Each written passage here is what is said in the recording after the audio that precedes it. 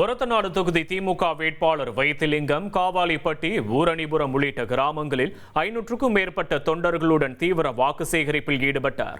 அப்போது அவருக்கு குதிரைகள் அணிவகுக்க உற்சாக வரவேற்பளிக்கப்பட்டது. பொதுமக்களிடையே பேசிய அவர் தமிழகத்திற்கு தர வேண்டிய 9,000 கோடி ரூபாய் நியாயமான நிதியை கூட மத்திய அரசு தர மறுப்பதாக குற்றம் சாட்டினார். இக்கட்டான சூழலிலும் தமிழக முதலமைச்சர் ஒவ்வொரு குடும்பத்திற்கும் 8,000 ரூபாய் வழங்கி மக்களின் வாழ்வில் ஒளியேற்றுவார் என குறிப்பிட்ட அவர் உதயசூரியன் சின்னத்திற்கு வாக்களிக்குமாறு கேட்டுக்கொண்டார். கிட்டத்தட்ட 9,000 கோடி ரூபாய் நமக்கு கொடுக்க வேண்டிய நியாயமான நிதியை கூட ஒன்றிய பாரதிய ஜனதா அரசு மறுக்கிறது.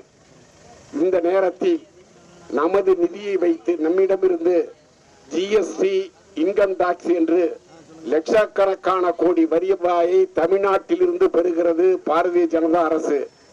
அதில் 50% எங்களுக்கு தாருங்கள் என்று கேட்கிறார் நமது முதல்வர். அதையும் கொடுக்க மறுக்கிறது.